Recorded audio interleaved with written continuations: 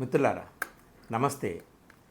American trade advisor Peter Navarro అనే పెద్ద మనిషి ఇటీవల అంటే తాజాగా ఫ్రెష్గా భారత్ మీద, ముఖ్యంగా భారత ప్రభుత్వం మీద కొన్ని భయానకమైనటువంటి కామెంట్స్ చేశాడండి. భయానకము, భయంకరము, భీషణము, ఏ విధమైనటువంటి విశేషణాలైనా పెట్టవచ్చు. అవాకులు చవాకులు అని చెప్పేసి మనం కొట్టి పారేయచ్చు. ఇక్కడ మనం మాట్లాడుకుంటున్నది ఆయన చేసినటువంటి కామెంట్లో వాళ్ళ ఉద్దేశం ఏమిటి, అందులో ఎంత నిజం ఉంది, ఈ 2 పాయింట్స్ మాట్లాడుకోవాలి. ఏమిటంటే ఆయన చేసినటువంటి 2-3 కామెంట్స్లో అతి కీలకమైన కామెంట్, మనం రష్యా నుంచి ఆయిల్, ముడి చమురుని ఉత్పత్తి చేసుకుంటున్నాము. వాళ్ళ ఆరోపణ ఏమిటి, అక్కడి నుంచి మీరు రష్యా ఉక్రెయిన్ మీద యుద్ధం సాగిస్తుంది కాబట్టి దాన్ని యుద్ధాన్ని ఆపేయాలంటే రష్యా ఆయిల్ మీరు దిగుమతి చేసుకోవద్దు, నేను సుంకం విధిస్తానని చెప్పి 25% విధించాడు. ఇంకా మీరు ఆపకపోతే ఇంకా 25% ఫైన్ వేస్తున్నాను ఫైన్ విధించాడు. ఇదంతా అయిపోయింది. వాళ్ళు చెప్తున్నది, ఇప్పుడు కొత్తగా చెప్తున్నది ఏమిటయ్యా అంటే, ఇండియన్ గవర్నమెంట్ రష్యా నుంచి తీసుకొస్తున్నటువంటి ఆ ముడి చమురు ద్వారా ఇండియాలో లాభపడుతున్నది ఎవరయ్యా అంటే బ్రాహ్మణులు. Brahmins are profiteering at the expense of ordinary Indian citizens. ఇది ఆ పీటర్ నవారో అన్న మాట అన్నమాట. పీటర్ నవారో అన్న, ట్రంప్ అన్న, అమెరికా మొత్తం అన్న ఒకటే. ఈ మాట అతి కీలకం. సరే, ఇంకా కొన్ని మాటలు అన్నాడు. అదేమిటయ్యా అంటే క్రెమ్లిన్ అంటే రష్యా తన మురికిని శుద్ధి చేసుకోవడానికి ఇండియాని ఒక లాండ్రీ లాగా వాడుకుంటుందని, లాండ్రోమాట్ ఫర్ ద క్రెమ్లిన్ అని కూడా అన్నాడు.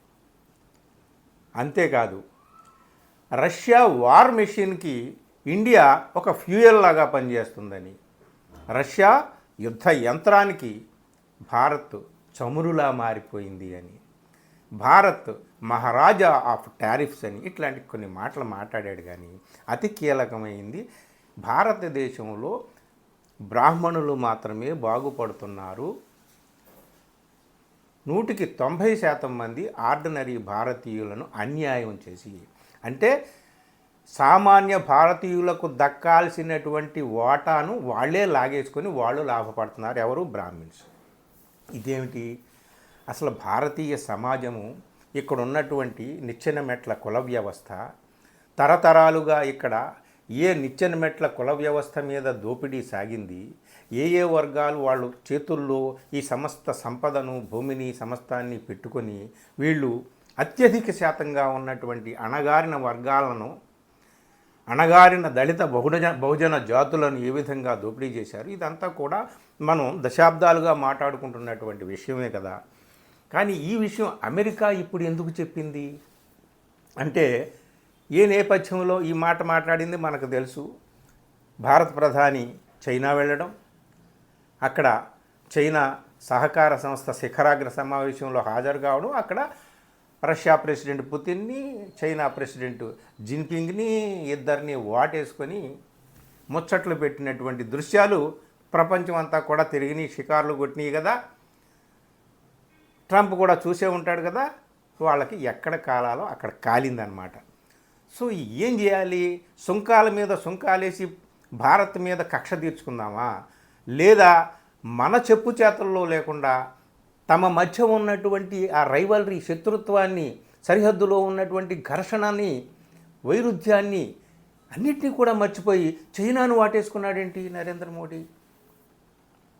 కాబట్టి భారత్ కాదు నాకు శత్రువు, నరేంద్ర మోడీయే నాకు శత్రువు, నరేంద్ర మోడీ ప్రభుత్వాన్ని ఇరకాటంలో పెట్టాలి అని చెప్పి, అయ్యా ఓ భారతీయ ప్రజలారా, మీరందరూ చాలా మోసపోతున్నారు.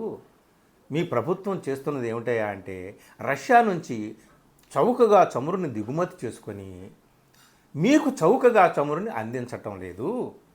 మీ డీజిల్ రేట్లు కానీ, మీ పెట్రోల్ రేట్లు కానీ ఏమీ తగ్గించలేదు. దాన్నంతా తీసుకెళ్ళి కొంతమంది బ్రాహ్మణులకు అప్పగించేశారు, తద్వారా వాళ్ళు బాగుపడుతున్నారు అని.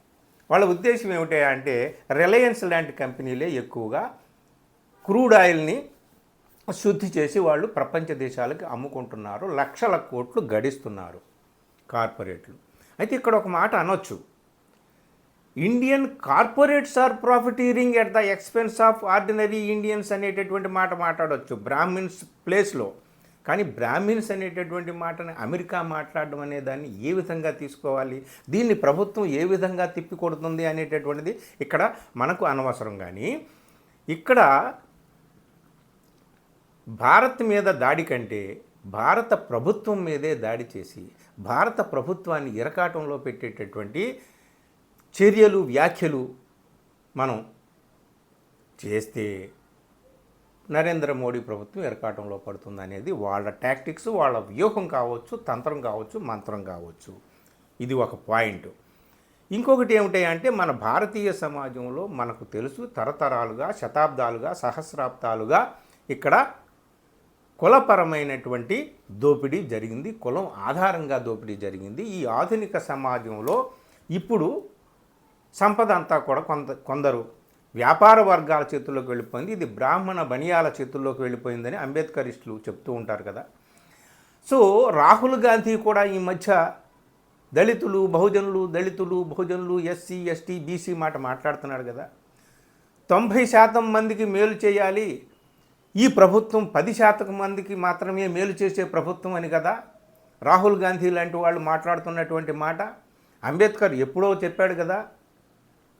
ఇది జరుగుతుంది కదా ఆల్రెడీ మన భారతీయ సమాజంలో. ఈ ఘర్షణ అనేటటువంటిది బీసీలకు తమ వాటా తమకు దక్కాలి, ఎస్సీలకు తమ వాటా తమకు దక్కాలి, ఎస్టీలకు తమ వాటా తమకు దక్కాలి, రిజర్వేషన్ అనేటటువంటిదే రియల్ రెవల్యూషన్ అనేటటువంటిది రాహుల్ గాంధీ ఇప్పుడు చేస్తున్నటువంటి రాజ్యాంగం పట్టుకుని చేస్తున్నటువంటి నినాదం. సో ఈ సందర్భంగా మీ ప్రభుత్వం చేస్తున్నది ఇది, మీరు చెప్తున్నదే 10%గా ఉన్నటువంటి అగ్రవర్ణాలకు ఉపయోగపడుతుంది మీ ప్రభుత్వం, ఒరే నాయనా తెలుసుకోండిరా అని చెప్పి అమెరికా మనకు చెబుతుందా? ఈ భారతీయ సమాజంలో అంతర్గత ఘర్షణ పెట్టడానికి, అంతర్గతంగా వైరుధ్యాలు సృష్టించడానికి, అంతర్గతంగా స్పర్ధలు సృష్టించడానికి అమెరికా నడుం కట్టిందా అనేటటువంటిది ఈ విషయంలో మనం అర్థం చేసుకోవాల్సినటువంటి ముఖ్యమైనటువంటి పాయింట్. అయితే అమెరికా చెబితేనే కానీ మనకు తెలియదా ఇక్కడ దోపిడీ ఏ విధంగా జరుగుతుంది, తరతరాలుగా ఏ విధంగా జరిగింది, ఇప్పుడు ఏ విధంగా జరుగుతుంది ఏమిటి అనేటటువంటిది ఓపెన్గానే ప్రతిపక్షాలు మాట్లాడుతున్నాయి, రాహుల్ గాంధీ లాంటి వాళ్ళు. ఇక్కడ ఆర్ఎస్ఎస్ వెన్నుదన్నుగా ఉన్నటువంటి బీజేపీ కేంద్రంలో అధికారంలో ఉంది. సో వీళ్ళందరూ కూడా వీళ్ళ వెనక ఉన్నటువంటిది వీళ్ళ ప్రజాబలం అంతా కూడా కొద్ది శాతంగా ఉన్నటువంటి అగ్రవర్ణాలు. వీళ్ళు మతం పేరు చెప్పి అటు దళితుల్ని ఇటు బీసీలని కూడా ఆకర్షించుకుంటున్నారు అనేటటువంటిది ఒక ఓవరాల్ అవుట్లుక్ అయితే ఉంది కదా. ఏది ఏమైనా ఈ భారతీయ సమాజంలో ఒక పోరాటం, అది ఏమిటి రాహుల్ గాంధీ చెప్తున్నటువంటిది కానీ ప్రతిపక్షాలు చెప్తున్నటువంటిది కానీ రాజ్యాంగాన్ని పరిరక్షించుకునేటటువంటి పోరాటం. This is not political war, this is the war for the protection of constitution, for the protection of Indian democracy. ఇది కదా మన నాయకులు చెప్తున్నటువంటి మాట, ముఖ్యంగా రాహుల్ గాంధీ. సో ఇందులో ఇప్పుడు అమెరికా చేసినటువంటి ఈ వ్యాఖ్యలో కూడా మనకి ఇదే అర్థం వస్తుంది. అంటే కొద్ది శాతంగా ఉన్నటువంటి ఆ బ్రాహ్మణ బనియాలు సోకాల్డ్ కార్పొరేట్స్ అంటే గొడవే లేదు, ఇంత టాపిక్ వచ్చేది కాదు. సో వీళ్ళు ఈ వర్గాలే బాగుపడుతున్నారు, సామాన్యులంతా కూడా అతలాకుతలం అయిపోతున్నారు. అక్కడ ఇండియన్స్ అందరూ కూడా ఇదిగో ఇట్లాంటి వాళ్ళ చేతుల్లో మీరు గవర్నమెంట్ పెట్టారని చెప్పి అమెరికా వాడు ఇండియాలో ఉన్నటువంటి 90% ఉన్నటువంటి నిమ్మన వర్గాల వాళ్ళని రెచ్చగొట్టడానికి ఈ కామెంట్ చేశాడా అని చెప్పేసి మనకు అర్థమవుతుంది. అయితే ఇంకొక పాయింట్ మనం ఇక్కడ ఇందులో చెప్పుకోవాల్సింది ఏమిటంటే అమెరికా రెచ్చగొట్టినంత మాత్రాన రెచ్చిపోయి ఇక్కడ ఏదో ఒకళ్ళు కత్తులు పట్టుకొని యుద్ధాలు చేసుకునే పరిస్థితి లేదు. ఈ పరిస్థితి యుగయుగాలుగా ఉంది ఈ దేశంలో. ఈ ఘర్షణ అనేటటువంటిది అగ్రవర్ణ ఆధిపత్యానికి, నిమ్మరవర్ణ అణిచివేతకి ఈ మధ్య ఉన్నటువంటి ఘర్షణ అనేటటువంటిదే అది తరతరాలుగా సాగుతుంది, ఇప్పటికీ సాగుతుంది, ఇది ఇంకో రూపంలో సాగుతుంది.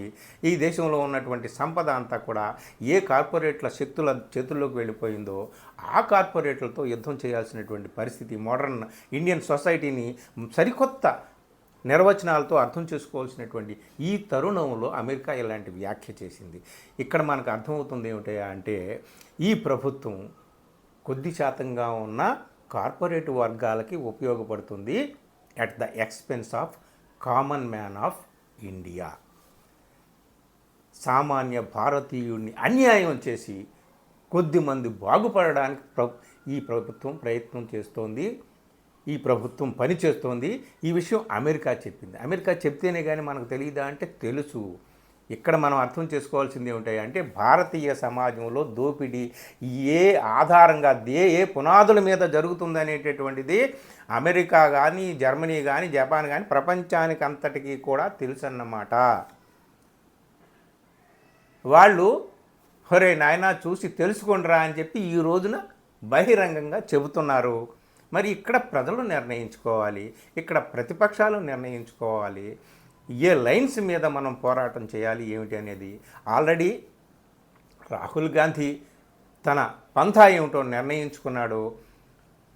అధిక శాతంగా ఉన్నటువంటి ఎస్సీ ఎస్టీ అలాగే బీసీ మైనారిటీ ఈ వర్గాల బాగోగులే భారతీయ భవిష్యత్తు, భారత భాగ్యోదయం, వీళ్ళ కోసం పాటుపడడమే అనేటటువంటిది ఆయన చెబుతూనే ఉన్నాడు. కానీ ఎవరి కోసం మీ గవర్నమెంట్ పాటుపడుతుంది ఈరోజు అమెరికా చెప్పిందనమాట. ఒకటి మాత్రం మనం ఖచ్చితంగా మనకు అర్థం చేసుకోవాల్సింది ఏమిటా అంటే ప్రపంచానికి అంతటికీ కూడా భారతదేశంలో దోపిడీ అనేది ఏ ప్రాతిపదికన జరుగుతుందో అందరికీ ప్రపంచానికి తెలుసు.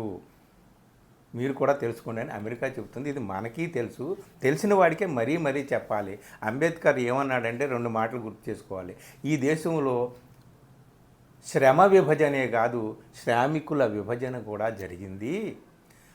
బానిసకు నువ్వు బానిసవురా అని చెప్పు, వాడు తిరగబడతాడు.